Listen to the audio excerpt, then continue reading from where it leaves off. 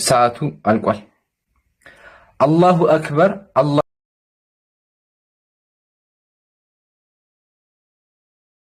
ሁላችሁም ሙስሊሞች ማን እንደሆነ ድፍረታችንንም አይታችኋል። ለዓለማቱ ጌታ ምስጋና ይገባው። ክርስቲያኖች እኛ ፊት መጥተው ማውራት እንደማይችሉ ቀጠሮ አስቀጥረው የውይይት ጥሪ ደርሷቸው እንደቀሩ በኋላም የቀሩበት ምክንያት ሁሱ ይምጣ ብሎ ሁሱም መጥቶ ሁሱም እወያያለሁ ብሎ ኮሜንታቸውን አጥፍተው የሉም አልመጡ። ኮስቱም የለም ቴክስትም የለም ምንም የለም። ለዓለማቱ ጌታ ምስጋና ይገባው። በዚህ ምን ተገነዘብን? ክርስቲያን ሙስሊም ፊት ቆሞ ሊያወራ አይችልም። ለምን? ውሸቱ ይጋለጥበታል። ቤትን ዘግቶ መሳደብ ከሆነ ቀላል ነው። ቤት ዘግቶ መሳደብ፣ ቪዲዮ እየሰሩ በዚህ አይነት መንገድ ቪዲዮ መስራት በጣም ሲምፕል ነገር ነው። በዚህ አይነት መንገድ ይሄን ተመልከቱልኝ። በዚህ አይነት መንገድ ቪዲዮ መስራት በጣም ቀላል ነው።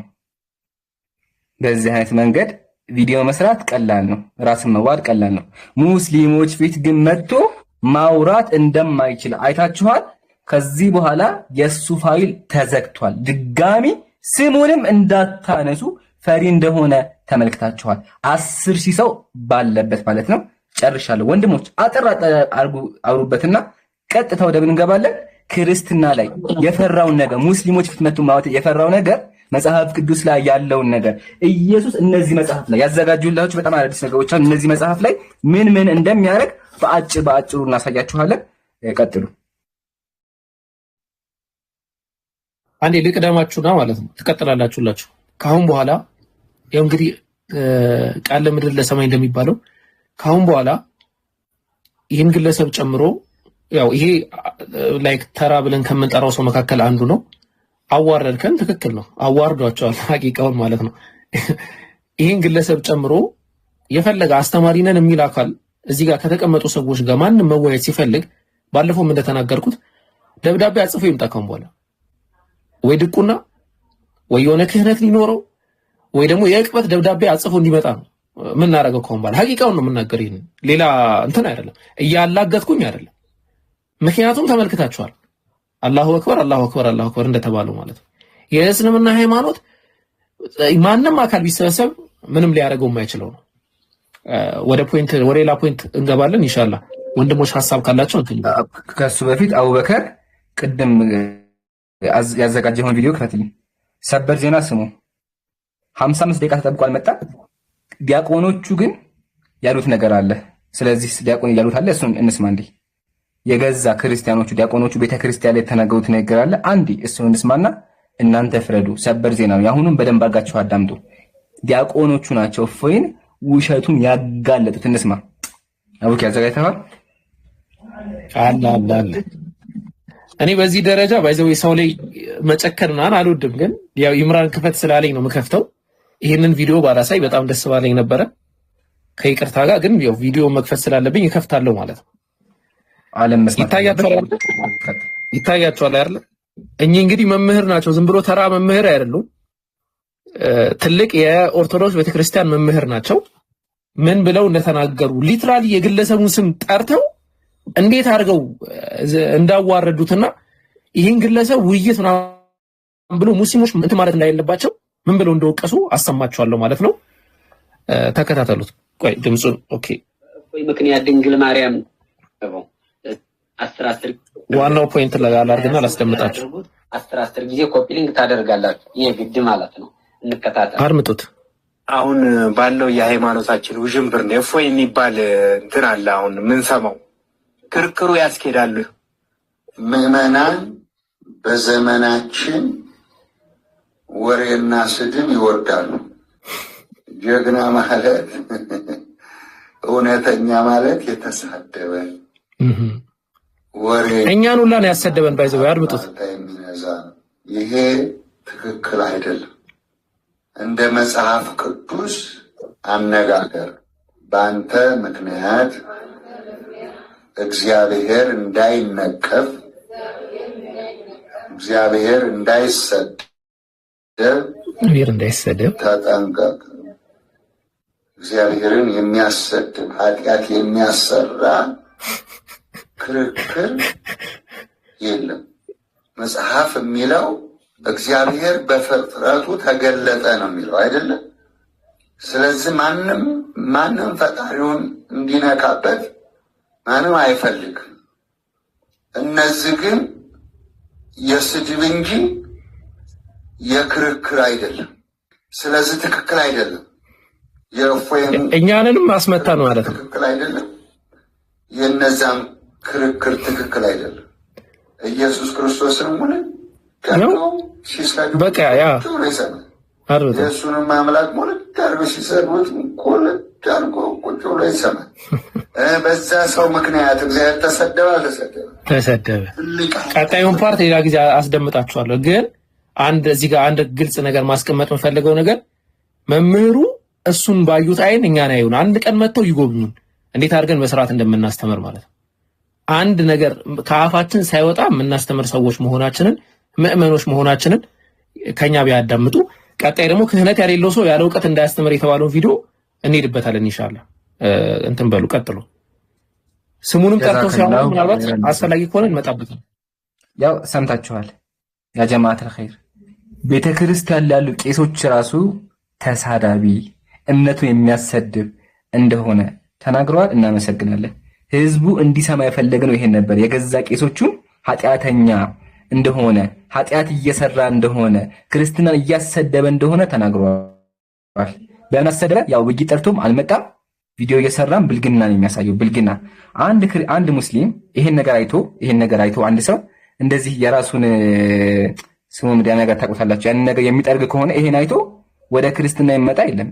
ይሄን ቪዲዮ አይቶ ማለት ነው ብልቱን ለሌሊት ካየ በኋላ እንደዚህ አስገብቶ በጣም ይከፋ ተራርገና ከዛ እንደዚህ እንትኑን ማለት ነው እንትኑን ገባችሁ። እንደዛ የሚያደርግ ሰው ክርስትናን እንደሚያሰድብ ሙስሊሙ ክርስትና እንዲጸየፈው እያደረገ ስለሆነ ክርስቲያኖቹ አስተዛዝበውታል። እናመሰግናለን። ወንድሞች ቀጥሉ።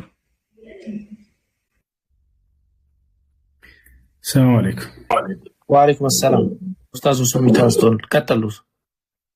በቃ ወደ ፕሮግራማችን ትገባላችሁ። ይህን ፕሮግራም ኢንሻአላህ አንድ ገጽ ብቻ በቁርአን እንጀምራለን። ትቀጥላላችሁ ከፈቀዳችሁ።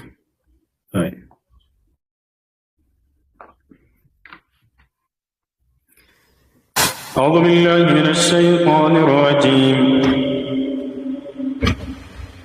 وإذ أوحيت إلى الحواريين أن آمنوا بي وبرسولي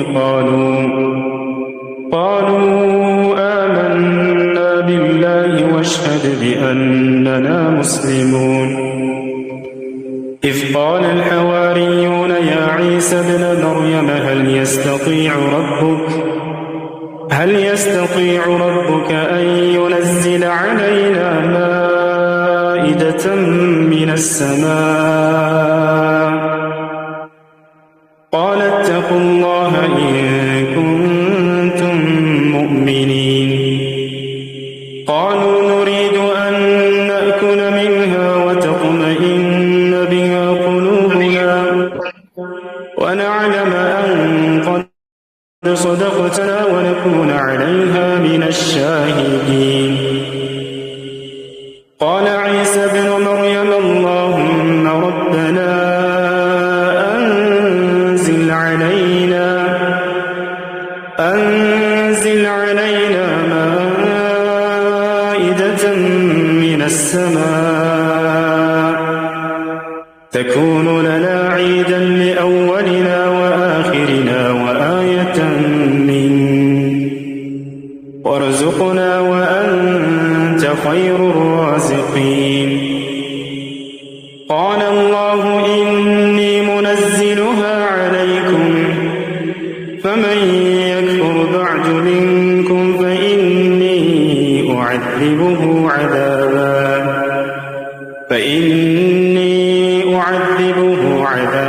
لا أعذبه أحدا من العالمين وإذ قال الله يا عيسى ابن مريم أأنت قلت للناس اتخذوني وأمي إلهين من دون الله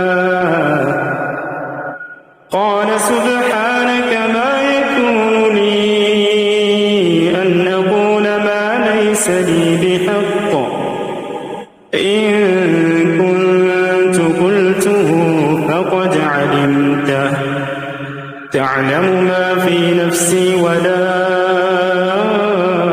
أعلم ما في نفسك إنك أنت علام الغيوب ما قلت لهم إلا ما أمرتني به أن اعبدوا الله ربي وربكم وكنت عليهم شهيدا ما دمت فيهم فلما توفيتني كنت أنت الرقيب عليهم وأنت على كل شيء شهيد إن تعذبهم فإنهم عبادك وإن تغفر لهم فإنك أنت العزيز الحكيم.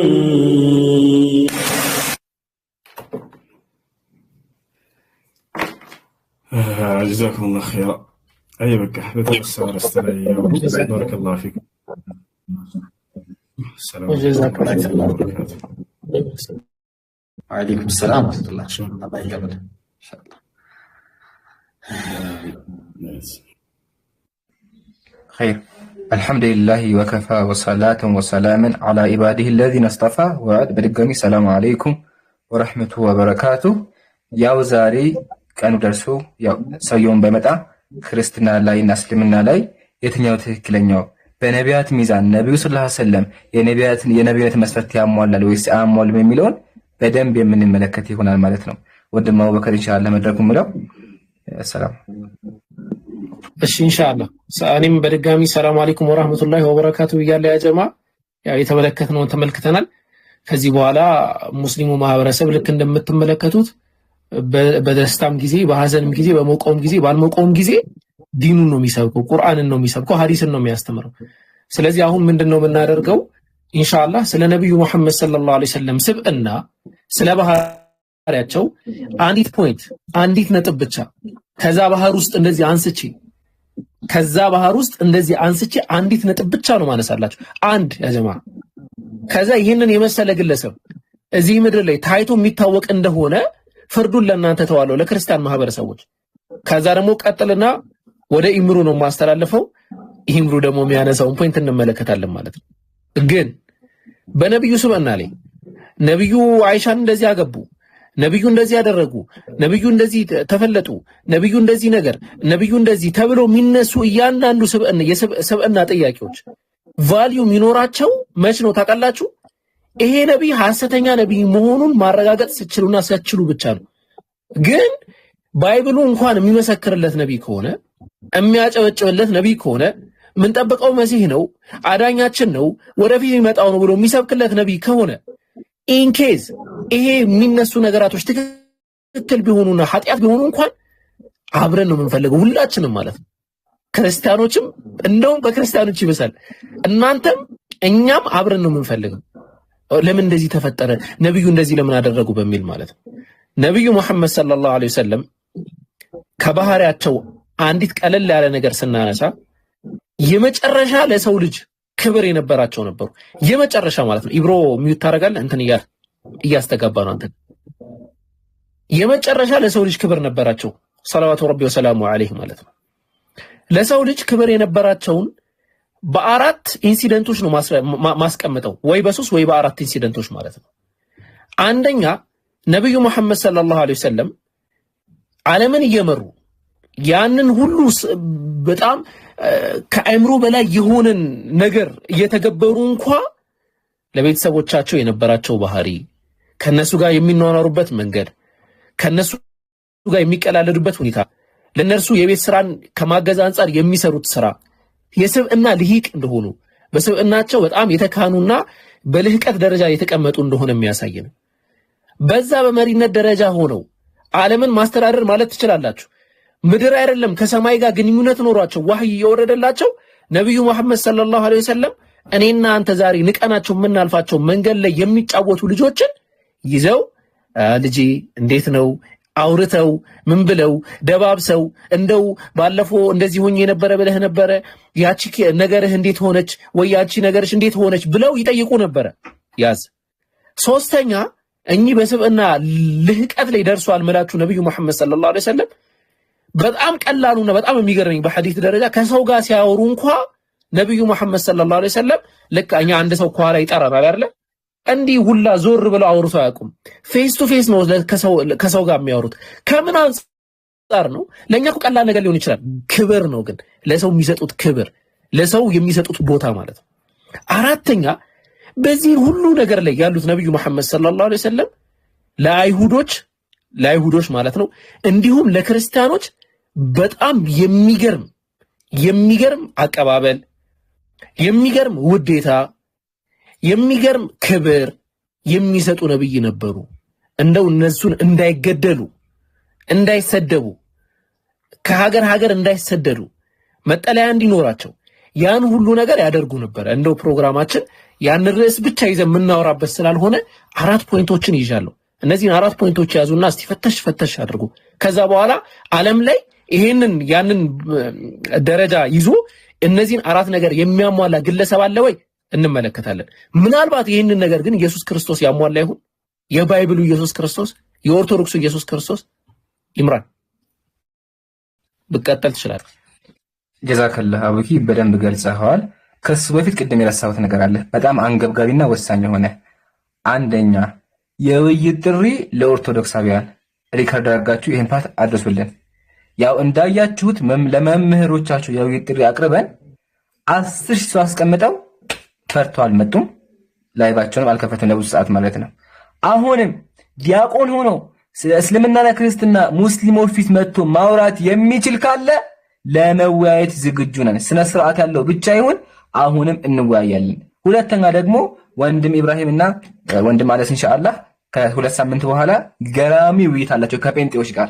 ጴንጤዎች ቢያንስ ይሻላሉ ተቀብለው ሊወያዩ ነው። ውይይቱ ደግሞ ኢንሻአላህ የሚሆነው በአንድ ቤት ነው፣ ሁሉም ተቀምጠው ማለት ነው፣ ወንድም አነስና ወንድም ኢብራሂም። ስለዚህ ሁላችሁም እንዳቀሩ ተጋብዛችኋል። አሁን ወደ ስብዕናው ሲመጣ ይሄ ሰው ለምን እኛ ጋር መጥቶ አላወራም ካልን ክርስትና ላይ ያለው ኢየሱስ መጽሐፍ ቅዱስ ኢየሱስን እንዴት እንደሚያንቋሸው ይጋለጥበታል።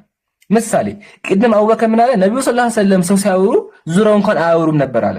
ግን ኢየሱስ ሰዎች እንዴት ነበር የሚያወራው ስንል ተመልከቱ የሚያወራቸው እንዴት እንደሆነ። የማቴዎስ ወንጌል የገዛ መጽሐፍ ቅዱሳቸው መጽሐፍ ቅዱስ የማቴዎስ ወንጌል ምዕራፍ 23 ተመልከቱ ኢየሱስ ምን እንደሚል። እናንተ ግብዝ ጸሐፊያን ፈሪሳውያን ይላቸዋል፣ ግብዞች ይላቸዋል። እናንተ ደንቆሮና እውሮች። ይሄን የሚናገረው ማን ነው? ኢየሱስ ተሳዳቢ ነበር። እናንተ ደንቆሮ እያለ እውር እያለ እናንተ ግብዝ ጸሐፊያን ፈሪሳውያን እውር ፈሪሳውያን ቁጠሩና ስድቡን ቁጠሩ 1 2 3 4 5 6 7 8 ጊዜ ደንቆሮ እያለ የሚሳደብ ሰው ነበረ። ማን? መጽሐፍ ቅዱስ ላይ ያለው ኢየሱስ። ይሄን ነው ሙስሊም ፊት መጥተው ማውራት የከበዳቸው። ይመስቀል ግን መሰላችሁ እንደዚህ እንኳን አጥረግርገው ሰርቧቸው እነሱ ምን አሉ? መምህር ሆይ አሉት። እንደዚህ አጥረግርገው ሰርቧቸው እባብ እያላቸው ከዛ መምህር ሆይ አሉት። በዚያን ጊዜ ጸሐፊያን መምህር ሆይ ሲሉት እሱ ናቸው ክፉና አመንዝራ ዝሙተኛ ብሎ ሰደባቸው። ተሳዳቢ ስብዕና የሌለው አካል ነበር መጽሐፍ ቅዱስ ላይ ያለው ማለት ነው። መጽሐፍ ቅዱስ የሚናገርለት አካል ስብዕና የሌለው ሰው ጋር መግባባት የማይችል ደንቆሮ እውር እያለ ሰዎችን የሚያወራ ግለሰብ እንዴት ነው የሚከተለው? አንደኛ ቀጥሎ ሰይጣን የተባለ አካል ሰይጣን የሚያዘው አካል እንዴት ነው የሚከተለው? ሰይጣን መባል ኢንሻአላህ በኋላ መጣበታለሁ። ግን ሰይጣን እንደሚያዘው ስንጀምር የገዛ መጽሐፍ ቅዱሳቸው አሁንም የማቴዎስ ወንጌል ላይ ተመልከቱ። ከዚህም በኋላ ዳቢሎስ ወደ ቅድስት ከተማ ወሰደው። ኢየሱስን ሰይጣን ያዘው ነበረ። ሰይጣን የሚያዘውን አምላክ እንዴት ነው የሚከተለው? ያው መጽሐፍ ቅዱስ ነው። ይሄን ነው ክርስቲያኖች ሙስሊም ቤት መጥተው ማውራት የከበዳቸው። ይሄ ጉድ ይወጣላ አምላካቸው ሰይጣን እንደሚያዘው። ከሱም አልፎ ኢየሱስ ምንድነው 7 ቀንድ ያለው ተብሏል። ሰይጣን 7 ቀንድ ያለው አውሬ ተብሏል። ተመልከቱ፣ ሰይፈ መለኮት ይላል። ቀንዶቹ 7 መጽሐፉን ይው ሙስሊም ካለ ማስረጃ ያወራል። ያው ቀንዶቹ 7 አይኖቹ 7 ራሶቹ 10 የሆነ ለመስዋዕት የቀረበ የተዘጋጀ ኢየሱስ ክርስቶስ ነው። ቀንድ 7 ቀንድ አለው ተብሎ የተቀመጠው ማን ነው? አምላካቸው ነው። ሰይጣን የሚያዘው ሰዎችን የሚሳደብ ኢቭን ያ ጀማዓተል ኸይር እቺን እናገና ቆማለሁ። ያ ጀማዓተል ኸይር በጣም የሚገርመኝ ነገር ሴቶችን ቡችላ እናንተ ውሻ ብሎ ይሰድባቸው ነበር። አንዷ ሴት አዳምጡኝ ታማ እባክህን ልጇ ታሞባ ሶሪ እባክህን ልጄን ፈውስብኝ ብላ እያለቀሰች መጣች። እባክህን ልጄን አድነው ብላ ማለት ነው። ያው እሱ ምን አላት? ኢየሱስም የልጆችን እንጀራ ወስዶ ለውሾች መጣል አይገባም፣ አንቺ ውሻ ነሽ አላት። ይሄን የሚናገረው ማን ነው? ኢየሱስ። አስቡት፣ ሴቷ ልጇ ታሞባት ነው እያለቀሰች እየሰገደች ያው በዛን ጊዜ ከዛ አንድ ሲፈታ ያው እየጮኸች የዳዊት ልጅ እባክህን ጌታ ሆይ እባክህን ራራልኝ እየጮኸች እንኳን ይሰድባት ነበር ውሻ እያለ። ይሄን ጉድ ይዛቸው ነው እስልምናን የምትሳደቡት። አሁን ግን እውነታው ህዝቡን አውቋል። ሪከርድ እያደረጋችሁ ልቀቁ። ኢንሻአላህ ቀጥሉ ነው።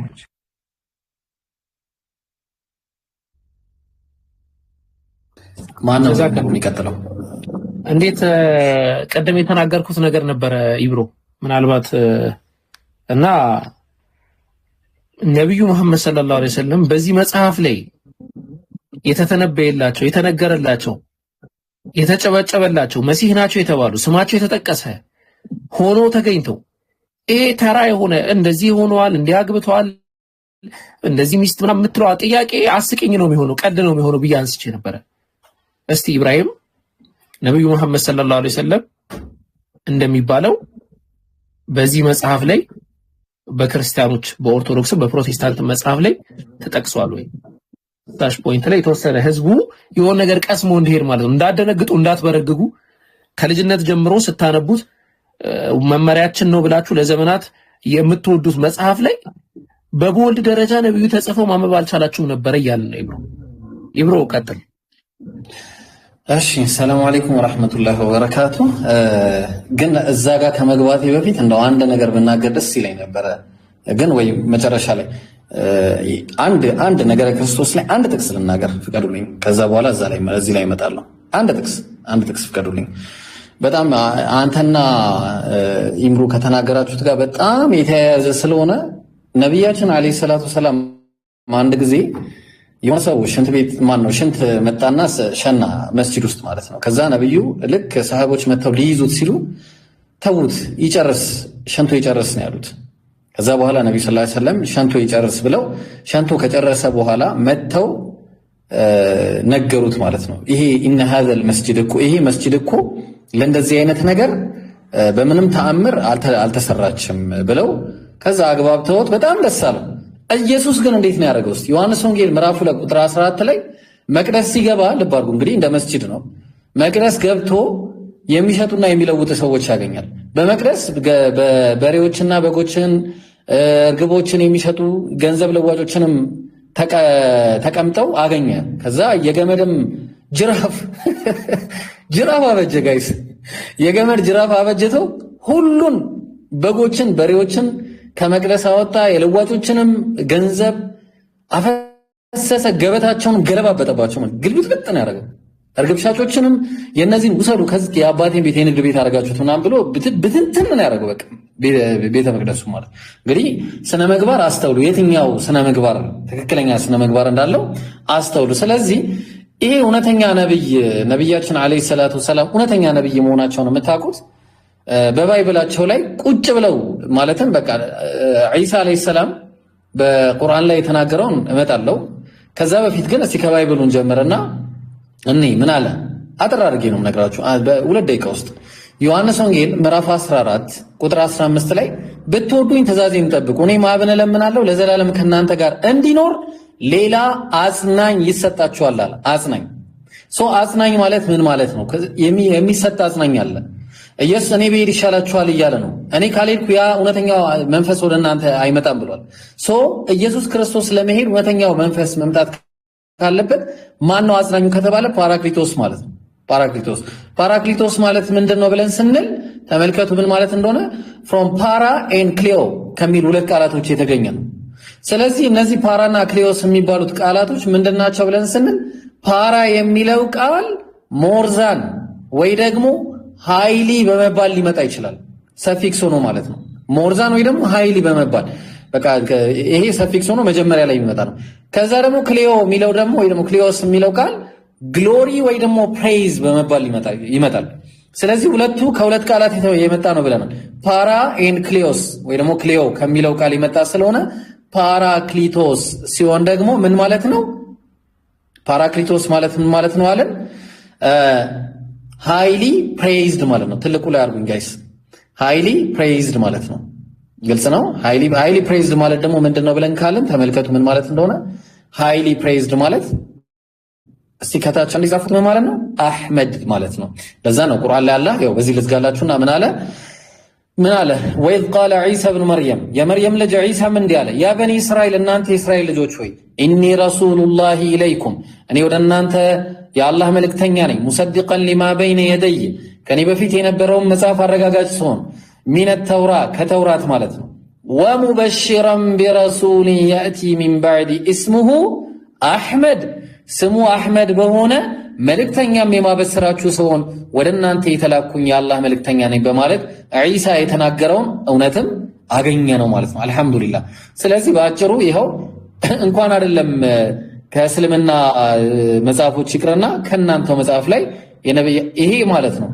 ይሄ ከእንደዚህ ማለት ከባህር ላይ እንደዚህ መርፌ ያስገብተን ማውጣት ነው። እሺ መርፌ እንደዚህ ያስገብተን ነው ያወጣ ነው።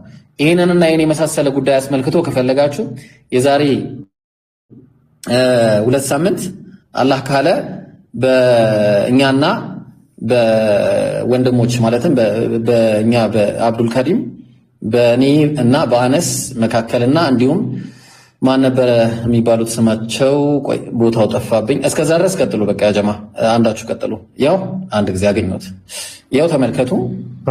በነብዩ ሰለላሁ ዐለይሂ ወሰለም ያው ይሰማል። አንድ ጊዜ አንዴ እቺ ማስታወቂያ ለስራት በነብዩ ሰለላሁ ዐለይሂ ወሰለም በመጽሐፍ ቅዱስ ወይ ደግሞ በባይብል እና ነገረ ክርስቶስ በዚህ በኩል አብዱል ከሪም አለ፣ አነስ አለ፣ እኔ አለው። በዚህ በኩል ወገናችን ዳንኤል እውነት ለሁሉ መሐመድ እውነት ለሁሉ እንዲሁም ቃል ያለ። ስለዚህ ጥሩ መማማሪያ የሆነ ውይይት ይኖራል። የዛን ጊዜ በደንብ ታያላችሁ። ጀዛኩሙላሁ ኸይራን።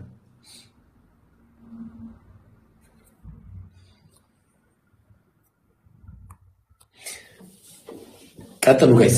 አፎን አነሳ ቆረያ ከኸይራል ጀዛ። እሺ አነሳ ሐሳብ ካለ ቀጥል ኢንሻአላህ። ከዛ አንዲት ትፈቅድልኛለች? እሺ ገደል ኮሜንት ተረሳያለች እና ገደል እነሳ ቀጥል ኢንሻአላህ። ኦኬ ኢብሮ እንዳለው ከላይ አስቀምጦላችኋል። የዛሬ 2 ሳምንት ማለት ነው ኦፊሻል የሆነ ምሁራዊ የሆነ ስኮላርሊ የሆነ ዲቤት ይኖረናል ማለት ነው በዚህ ርዕስ ዙሪያ ማለት ነውና አንዲት ሐሳብ ብቻ ለመጨመር ስለፈለኩኝ ነው። ኢብሮ ያነሳው ነጥብ አለ፣ ስለ ፓራክሊቶስ ያነሳው ነጥብ አለና እኔ ደግሞ አንድ ትንቢትን ልጨምርና ከዛ በኋላ ቀጥታ ወደ ገደል እንሄዳለን። እኔም አክቹሊ ጥያቄ ላቀርብ ነበር ገደል እስካሁን አልተነሳም ብዬ ማለት ነው። ኦኬ ወደ ካሜራ ልክፈት አንዴ።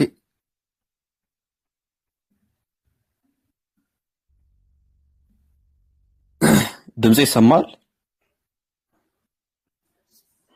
ትሰማለህ አነስ? ኦኬ ትልቁ ላይ አድርጉኝ። እዚህ ጋር ማሳያችሁ የገዛ መጽሐፋችሁ እናንተ እዛ ቁጭ ብላችሁ ስትተቹ የገዛ መጽሐፋችሁ ስለ ነብዩ ሰለላሁ ዐለይሂ ወሰለም መምጣት ይመሰክራል። ስለ ነብዩ ሰለላሁ ዐለይሂ ወሰለም መምጣት ነብዩ ሰለላሁ ዐለይሂ ወሰለም እንደሚመጡ የገዛ መጽሐፋችሁ ይመሰክራል ማለት ነው። እናንተ ቤት ዘግታችሁ ነብዩ ሰለላሁ ዐለይሂ ወሰለምን ስትሳደቡ የገዛ መጽሐፍቶቻችሁ ግን ስለ ነብዩ ሰለላሁ ዐለይሂ ወሰለም መምጣት ይመሰክራል። ለምሳሌ ከነዛ ውስጥ ዳንኤል ነው። ትንቢተ ዳንኤል ምዕራፍ 2 ላይ ዳንኤል ስለ እስልምና መምጣት ተንብዮአል። ይሄንንም የምንመለከተው ነቡካድኔዛር 4 ህልሞችን አይቷል እና አራቱም ነገስታት ናቸው። ከምድር የሚወጡ 4 ነገስታትን አይቷል። የመጀመሪያ ባቢሎን ነች። ሁለተኛ እንዲህ አይነት ሐውልት ያያል። እንደዚህም ሐውልቱ ላይ የነበሩት አራት ነገስታት ነበሩ። አንደኛዋ ባቢሎን ነች፣ ሁለተኛ ሚዶ ፐርሺያ ነች፣ ሶስተኛዋ ደግሞ ግሪስ ነች፣ አራተኛዋ ሮም ነች። በአጭሩ ላሳያችሁ ስለፈለኩ ነው ማለት ነው። ወደ አራተኛዋ ቀጥታ እንሂድና አራተኛዋን ላሳያችሁ። ምን ይላል ዳንኤል ሲናገር አራተኛዋ መንግስት አለ ሁሉን እንደሚቀጠቅጥና እንደሚያደቅ ብረት ይበረታል አለ። እንዲሁም ሁሉ እንደሚፈጭ ብረት ይቀጠቅጣል ይፈጭማል ብሎ ይናገራል። ይሄ መንግስት አት ዘ ሴም ታይም ምን ይሆናል አለ? ዲቫይድድ ኪንግደም ይሆናል አለ። የተከፋፈለ መንግስት ይሆናል አለ። ሶ ይሄ አራተኛዋ መንግስት ማነች? ሮም ነች። ማን ያለው? የቤተ ክርስቲያን አባቶች። ከነዚህም ውስጥ ለምሳሌ የኢየሩሳሌሙ ቄርሎስ ካቴኬሪካል ሌክቸር 15 አርቲክል 13 ላይ ምን ማለት ያስቀምጣል? ቄርሎስ ራሱ ማለት ነው። ስለዚህ መንግስት ሲናገር እንዲህ በማለት ያስቀምጣል። the fourth አለ the fourth beast shall be the fourth kingdom upon earth which shall surpass all kingdoms and that this kingdom is that of the Romans አለ። ይሄ መንግስት የማን ነው አለ? የሮሞች ነው በማለት የቤተክርስቲያን አባቶች ታላቁ የቤተክርስቲያን አባት ቃል በቃል ያስቀምጣል። ይሄ ብቻ አይደለም፣ ኢራኔስ ያስቀምጣል፣ ቅዱስ አቡሊደስ ያስቀምጣል፣ ሌሎችንም በርካታ አባቶችን መመልከት እንችላለን። ዩርመሲስ፣ ቅዱስ ዩርመሲስ ጄሮም ያስቀምጣል። ሶ አራቱ መንግስታት እነማን ናቸው? መጀመሪያ ባቢሎን ነች፣ ሁለተኛ ሚዶ ፐርሺያ ነች፣ ሶስተኛ ግሪክ ነች፣ አራተኛዋ ሮም ነች። ሶ ከሮም በኋላ ሮም ትከፋፈላለች አለ። ሮም መቼ የተከፈለችው በታሪክ እስቲ ከስር ኮሜንት ላይ አስቀምጡልኝ። ሮም መቼ የተከፈለችው? በ395 ነው። ሮም ከተከፈለች በኋላ ሮምን ያጠፋታል አለ። ማን ነው የሚያጠፋት? ሮምን የሚያጠፋት ማን ነው? የአምላክ መንግስት ነው። ምን ይላል? አራተኛዋን መንግስት የሚያጠፋት ማን ነው? በእነዚያም ነገስታት ዘመን የሰማይ አምላክ ለዘላለም የማይፈርስ መንግስት ያስነሳላል። እነዚያንም መንግስታት ሁሉ ትፈጫቸዋለች፣ ታጠፋቸዋለች፣ ለዘላለምም ትቆማለች አለ። ሶ ሮምን አጥፍቶ የሚነሳ መንግስት አለ። ይሄ መንግስት ማን ነው? ሮም ከተከፈለች በኋላ የሚነሳ ሮምን ያጠፋት መንግስት ማን ነው? ከእስልምና ውጪ የለም። ታሪክ ሕያው ምስክር ነው ለዚህ። እስልምና ሮምን በ1453 ቆንስጣንቲኖፕልን በመውሰድ ሃጋይ ሶፊያ ቤተክርስቲያናቸው ቤተ መቅደሳቸው እንኳን ዛሬ ላይ አዛን የሚሰማበት ቦታ ሆኗል። ሶ ሮምን ያጠፋው ኢስላሚክ ኪንግደም ነው፣ ሙስሊሞች ናቸው ሮምን ያጠፉት። ስለዚህ መጽሐፋችሁ በዚህ ልክ ስለ ነብዩ ሰለላሁ ዐለይሂ ወሰለም እየመሰከረ ነብዩ ሰለላሁ ዐለይሂ ወሰለምን መተቸት ማብጠልጠል ኢዝናር ፌር ማለት ነው። ፌር የሆነ ነገር አይደለም። ኤኒዌይ አሁን ወደ ገድላት እናልፋለን ማለት ነው። ይሄንን በሰፊው ቀጣይ ሳምንት ምንወያይበትም ስለሆነ የዛኔ መታችሁ በደንብ መታደም ትችላላችሁ። ወሰላሙ አለይኩም። ኢምሩ ቀጥል። ወአለይኩም ሰላም ወራህመቱላህ። ጀዛከላሁ ኸይር ጀዛ ሀቢቢ። ያው በደንብ ሰምታችሁ አይደለ? አሁን ያሳየናችሁ ኢብሮና አነስ ያሳያችሁ በገዛ መጽሐፍ ቅዱሳችሁ እንኳን ቢሆን ነብዩ መሐመድ ሰለላሁ ዐለይሂ ወሰለም አሉ ነው ማስረጃ ማቅረበናል። ግን ከመጡ ስለሚዋረዱ ለዛ ነው የቀሩት። አሁን ደግሞ የማሳያችሁ ሙስሊም ፊት ለምን አልቀረቡም ዲያቆናቱ ስንል እነዚህ መጽሐፎች አሉ፣ በእነዚህ መጽሐፍ ያፍራሉ። ለምን? እነዚህ መጽሐፍ ላይ አምላካቸው ብልግና ይሰራል። ለቃሉ ይቅርታ ግን ያ ነገር ያደርጋል። ምን ካላችሁን አሳያችሁ የሚያደርገው። ከዛ ሰሙ እናንተ ራሳችሁ ወቁ። መጽሐፉን ይሁት ሙስሊም በማስረጃ አገድለ መባጽዮን። እሺ በዚያን ጊዜ ፍርሃትና መንቀጥቀጥ ያዘኝ፣ እንደ ሰም ቀለጥኩኝ። እንዲህ ሲል መለሰልኝ፣ እኔ ዛሬ የተወለድኩኝ የመድኃኔዓለም ልጅ ነኝ፣ የማርያም ልጅ ነኝ፣ አትፍራ አለኝ። ይህንንም ብሎ አፌን ሳመኝ። ከጣዕሙ ብዛት የተነሳ አፌን አጣፈጠው። ምንም አላወኩም፣ ልቤን አሳጥቶኛል አለ። ኢየሱስ ምን አደረገ? ወንዶችን ከንፈራቸውን ሳማቸው፣ ምላሳቸውን ታደረገላቸው ማለት ነው። በይሄ መጽሐፍ ስላለ ነው ያፍራሉ። ያሳፍራል፣ ውርደት ነው። ኦርቶዶክስ እፈሩ። ቤተክርስቲያናችሁ ባወጣችሁ መጽሐፍ ላይ አምላካችሁ ወንድ ጋር ተገቢ ያልሆነ ነገር ያደርጋል ለአንድ ሰዓት። እኔ መንገድ ላይ አንድ ሰው እንደዚህ ባገኝ ድንጋይ ወረውራለሁ፣ ዝም ብዬ አላልፍም። አምላክ ሲባል ደግሞ አስቡት፣ አምላክ መጥቶ ከአንድ ጎረምሳ ጋር ለአንድ ሰዓት። ደግሞ ቄሱ ምን አለ? ምንም አላወኩም፣ ልቤን አሳጥቶኛል አለ። የሚገርመው ነገር ደግሞ ሲሄድ ምራቁን ተፍቶበት ሄደ። ሲሄድ ምራቁን ብሎ ተፍቶበት ሄደ። ይህንንም ካለኝ በኋላ ምን አለኝ? ያው በዚያን ጊዜ ምራቁን ከራሴ ላይ እንትፍ አለብኝ አለ። ምራቁን ተፋበት ኢየሱስ። ከጨረሰ በኋላ ብሎ ተፍቶበት ሄደ። ከዛ እሱ ምን አደርጋለሁኝ አለ? እሱን እልሳለሁ አለ። ከንፈሩን ከሰማይ በኋላ ሲሄድ አንድ ሰዓት ሙሉ ከተጣባ በኋላ ሲሄድ ብሎ ተፍቶበት ሄደ። ከዛ ቄሱ ደግሞ ይልሰዋል። እንደዚህ አይነት መጽሐፎች ናቸው። ለዛ ያፍራሉ። ኦርቶዶክስ ካለ ይሄን ጠይቅ። አምላኬ ለምንድን ነው ወንዶችን ተገቢ ያልሆነ ነገር የሚያደርገው? ይሄ ነገር ብልግና ነው። ለዛ ነው እኛ ፊት መተው የማያዩት። ለምን? እነዚህ መጽሐፍ እንደሚከፈቱ ስለሚያውቁ። ይሄም አለ። ያው ግን ስለሚበዛባችሁ በዚህ ላቁም። ኢንሻአላህ ቀጥላው።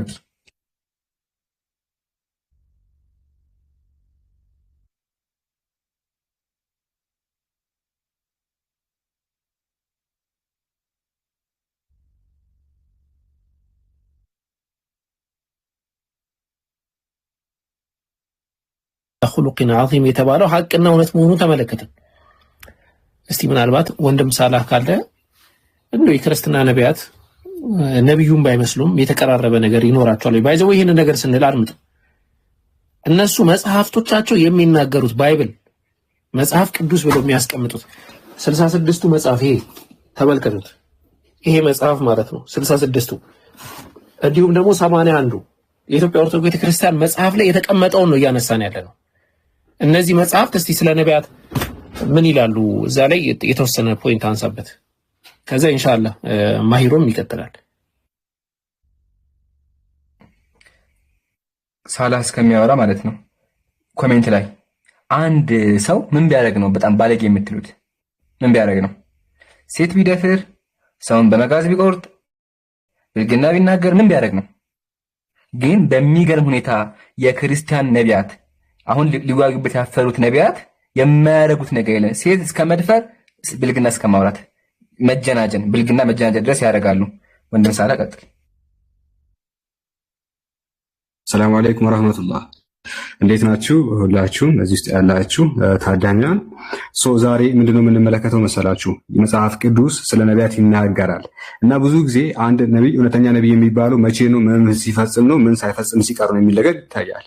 ስለዚህ አንድ ሰው እውነተኛ የሚባለው መቼ ነው እና የሚሉ ፖይንቶች አሉ። ሐሰተኛ የሚባለው ደግሞ መቼ ነው፣ ምን ሲያደርግ ነው። ለምሳሌ ሰብዕናው በጣም የወረደ ነው የሚባለው ምን ሲያደርግ ነው የሚል ጥያቄ መነሳት ግድ ይላል። ኦኬ፣ ሁላችሁም በአእምሯችሁ ሳሉት። አንድ ሰው በጣም ሰብዕና ወርዷል የሚባለው ምን ሲያደርግ ነው? ይህንን ሁላችሁም ያዙ። የመጀመሪያው ምናልባት ዝሙተኛ ከሆነ ነው። ሌላኛው ምናልባት ወላጆቹን የማያከብር ከሆነ ነው። ሌላኛው ምናልባት አምላክን የሚሳደብ ከሆነ ነው። ሰዎችን ዝም ብሎ ከመሬት ተነስቶ የሚገድል ከሆነ ነው። በተለይ ያለ ሕግ ተነስቶ ዝም ብሎ የሚገድል ከሆነ እሱ ሰብዕናው በጣም የወረደ ሊባል ይችላል። ታዲያ እነዚህን ሁሉ የመጽሐፍ ቅዱስ ነቢያት ያሟሉታል፣ ይፈጽሙታል። ለምሳሌ በግል ስብዕናቸው ብንመለከት ዝሙተኞች እንደነበሩ መጽሐፍ ቅዱስ ይናገራል። ለምሳሌ እንደ አምላክ ልብ የተባለው ጻድቅ የሚባለው እርሱም ዳዊት መጽሐፍ ቅዱስን ስናነብ ከመሬት ተነስቶ ዝም ብሎ ዝሙትን ያደርግ ነበረ።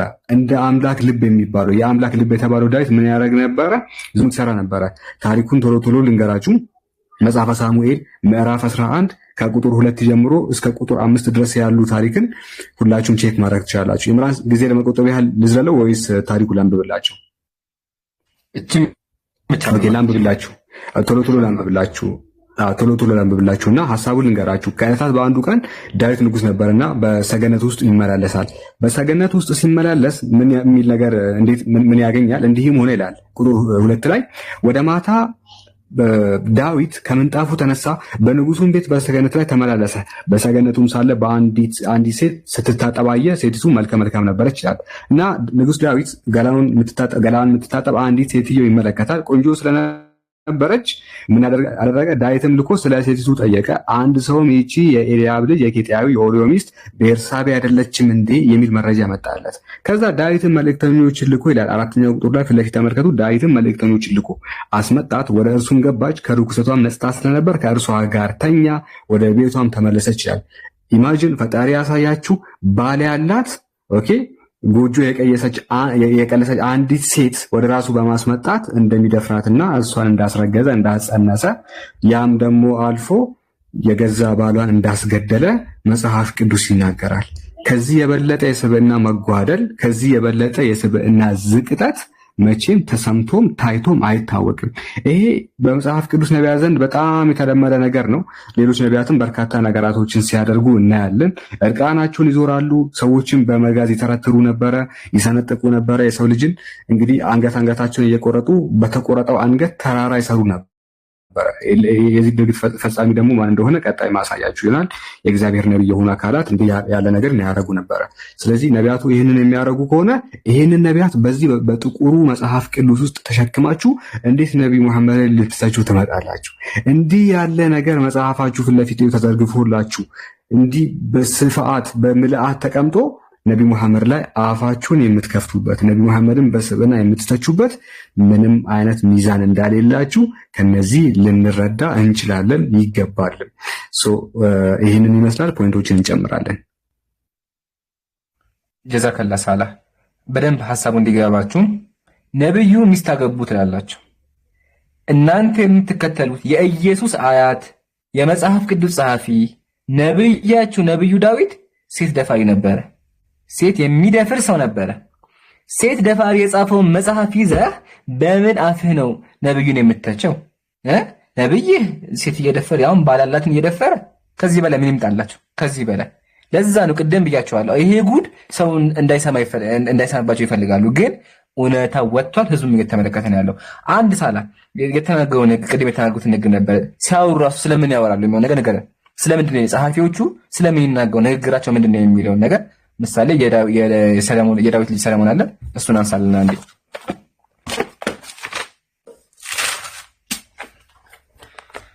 ለፍትልኝ ደስ ይለኛል። ንግግራቸውስ እንዴት ነው? ያምር ነበረ ወይ? ነቢያት ሲናገሩ ጠቢባን ናቸው ይባላል። የጥበብ ሰዎች ናቸው ማለትም የሚናገሩትን ነገር የሚያውቁ ከአንደበታቸው የሚወጣውን ቃል ደግሞ የሚጠነቀቁ ሰዎች ናቸው ነቢያት የሚባለው አይደለም። ነቢያት ከመካከላችን ያሉ ትላልቅ ሰዎች እንኳን ለንግግራቸው ለአፋቸው ለከት እንዳላቸው ሁላችንም እናውቃለን። ታዲያስ አምላክ የቀባቸው ነቢያት አፈቀላጤ የሆኑ የአምላክ ንግግር የሚያስተጋቡ ሰዎች እንዴት ያለ ጥበብን ይጠቀማሉ ስንል መጽሐፉ ላይ እንዲህ የሚሉ ነገራቶችን እናገኛለን። መኃልየ ዘሰሎሞን የእግዚአብሔር ነቢይ የሆነው ነቢዩ ሰለሞን እንዴት ይናገራል?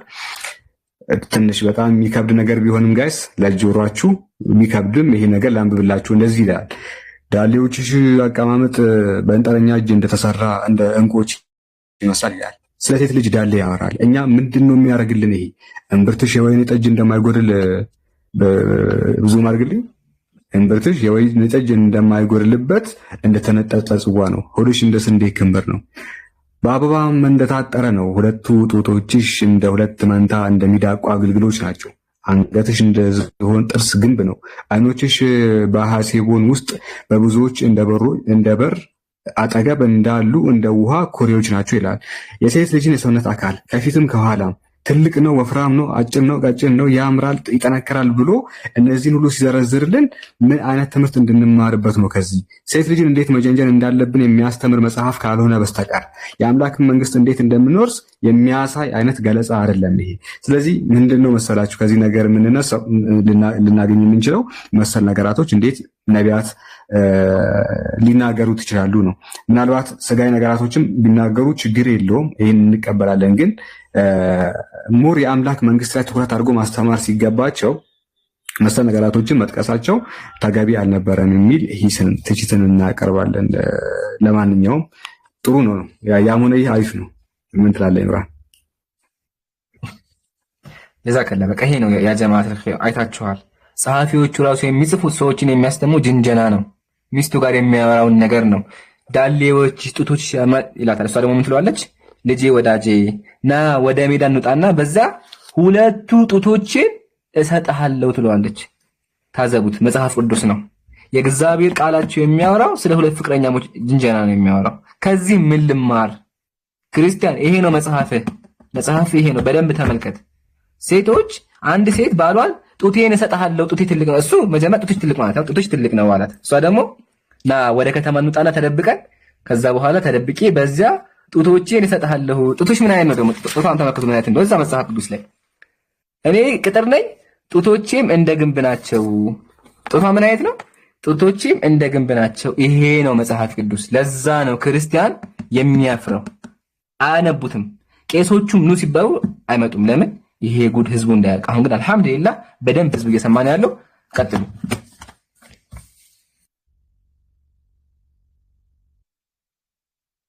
ቀጥል ማይር አለ ብሮ። እሺ ሌላ ሀሳብ ውስጥ ገብቼ ነው ስለ ሰለሞን ላነስ የፈለግኩት ነበርና ቅድም ስለ ሴቶች የሚናገሩን ሰምታችኋል። የሆነ ሴቶችን ማለት ለነብይ ካስተማረበት ይልቅ ሴቶችን ያሞገሰበት ምናምን ነገር ይበልጣል። አንድም ግለሰብ መጽሐፉን ከፍቶ አንብቦ እሱን ነው ሊማር የሚችለው። ግን ሴቶች ሰለሞንን ምን አስደረገውታል የሚለውን ነገር ላሳያችሁ። በሴቶች ምክንያት ሰለሞን ምን እንዳደረገ ልንገራችሁ።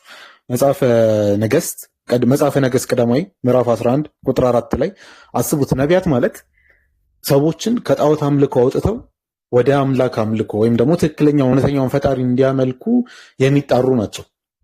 ይሄ ደግሞ ተራ ነብይ አይደለም፣ የዳዊት ልጅ ነው። ዳዊት ማለት ታውቁታላችሁ፣ ለእናንተ አልነግራችሁም። የዳዊት ልጅ ሆኖ በዚህ ያክል ደረጃ ሰዎችን ከጣዖት አምልኮ ያስወጣል ተብሎ የሚገመት ግለሰብ የሚያደርገውን ድርጊት ላሳያችሁ። መጽሐፈ ሳሙኤል ቀዳማዊ ምዕራፍ 11 ቁጥር 4 ላይ ሰለሞንም ሲሸመግል አለ። ሰው ሲሸመግል የምናውቀው ምንድን ነው? ወደ ተውበት ያደርጋል አይደለ? ሰው ሲሸመግል በክርስትናም ካያችሁ ንስሐ ይገባሉ ምናምን፣ ወይ ደግሞ ይመንናሉ ብላ ብላ።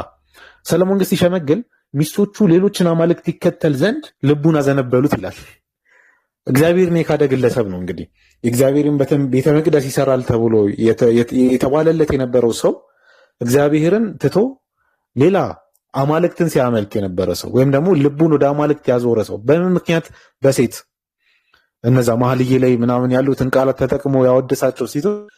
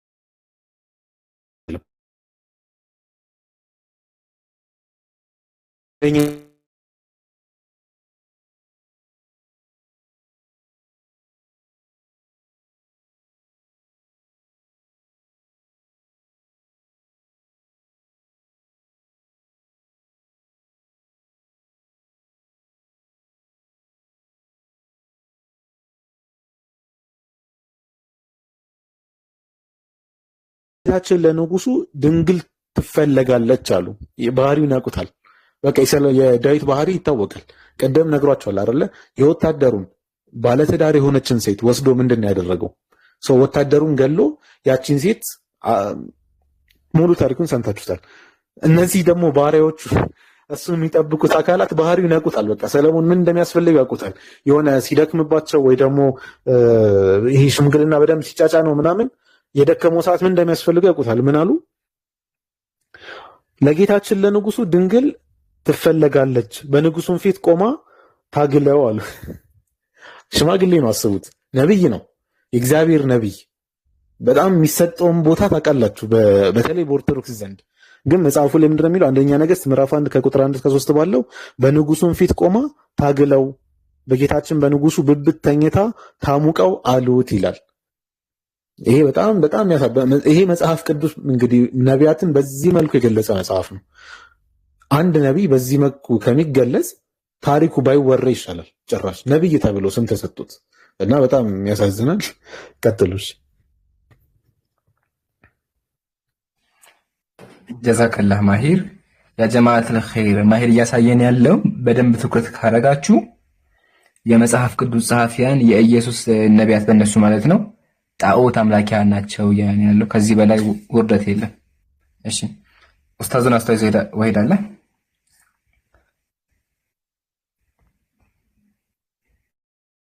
ኡስታዝ አለ ስራ ላይ ማለት ኢንሻአላህ። እሺ ወንድሞች ቀጥሉና ወደ ማጠቃለያ እንሂድ። እስቲ ልቅደማችሁና አልሐምዱሊላህ ረቢል ዓለሚን አልሐምዱሊላህ ረቢል ዓለሚን አልሐምዱሊላህ ረቢል ዓለሚን። መጨረሻ ላይ ወሳኝ ዜና ይኖረናል ኢንሻአላህ። እሱን ለቃ እንተናለን። የዛሬ ቆይታችን አጠቃላይ ተመልክታችሁታል። እንግዲህ በጣም ፍሬያማ ቆይታ ማሻአላህ። ብዙ ሰዎችን ኢምራን ምናልባት እንትን ማለት መፈልገው በውስጥ በኩል መስለም እንፈልጋለን ምናምን ብለው ይመጡ ሰዎች ይኖራሉ አይ ቲንክ። ምክንያቱም በጣም ብዙ ኮሜንት ተመልክቻለሁ። ለማስገባት በጣም አስቸጋሪ ስለነበረ ነው። ሐቂቃውን ብዙ ኮሜንት ተመልክቻለሁ። እኔም በውስጥ በኩል እየደረሱኝ አሉ። ቆይ አንዴ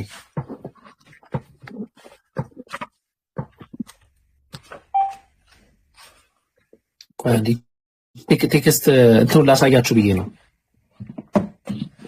እሺ ምናልባት ማንነቴ እንዳይታወቅ ብሏል። ያው ጀስት ቴክስቱን ብቻ ላሳያችሁ እንደዛ ከሆነ እና በአጠቃላይ ብዙ ሰዎች መስለም የሚፈልጉ በጣም ብዙ ሰዎች ይኖራሉ። በዛሬው ትምህርት ብቻ ማለት ነው ሲምፕሊ ባነሳነው ነገር ያለው ሁኔታ አይተው ማለት ነው አጠቃላይ ያለን ነገር ኢቭን እኔ ጋር የመጣው ግለሰብ እንዴት አድርጌ ነው ማሳያችሁ? በአላህ እስቲ እንደዚህ አድርጌ ላሳያችሁና ፕሮፋይሉ ምናምን ይታያል። እንዴት ነው ማድረገው? ቆይ እንዲህ አድርጌ ላሳያችሁ። ትልቁ ላይ አድርገኝ በምን አንዴ በሆነ ነገር ልሸፍነውና በወረቀት ልሸፍነውና ወረቀት ትልቁ አርጉት ነው እየሰራልኝ አይደለም። ኦኬ አይ ትልቁ ላይ ነኝ አሁን ያለሁት።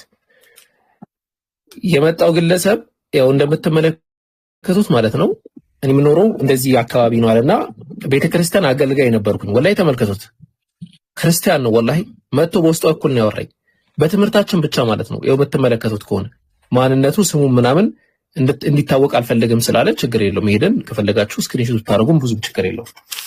ስለዚህ ዋናው ዝም ብላችሁ ራፍሊ ማየታችሁ ነው እንጂ ብዙ ማየታችሁ አይፈልግም። ብዙ ሰዎች ሊኖሩ ስለሚችሉ ኢንሻአላህ እነዛን ማስተናገድ በምንም ተአምር እንዳይረሳ ለማለት ነው። እዚህም መስለን ፈልጌ ነው ብሎ ሲጽፉ የነበሩ ብዙ ሰዎች ስላሉ ማለት ነው። በዛሬው ትምህርት ብቻ ማለት ነው። ስለዚህ ይሄ ፍሬያማ የሆነ ቀን ነበር። አልহামዱሊላህ አላህ ለዚህ ይሄንን ቀን የባረከልን በዚህ ደረጃ እንዲሆን ያደረገው አላህ Subhanahu Ta'ala ለሱ ምስጋና ይገባው። እኔ ያንን ነው የምለው። ተወሰነ ፖይንት ካላቸው ያነሳሱና እኔ መጨረሻ ሰበር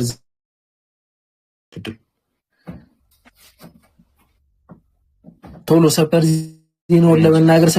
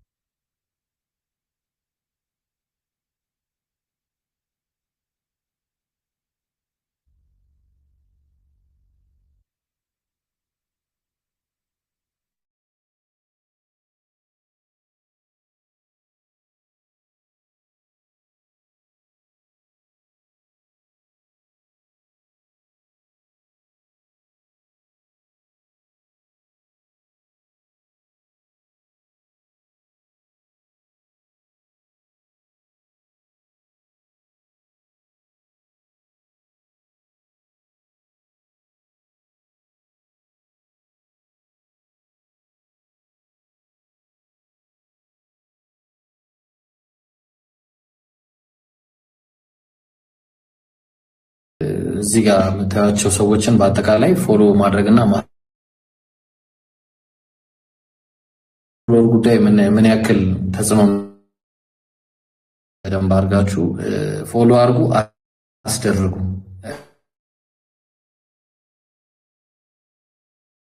ኢንሻአላህ እኔ በበኩሌ ጨርሻለሁ። ከዚህ በኋላ አይ ሀቢቢ ጀዛከላሁ ኸይር ጀዛ። በድጋሚ አላሁ አክበር አላሁ አክበር አላሁ አክበር። ለዓለማቱ ጌታ ምስጋና ይገባው።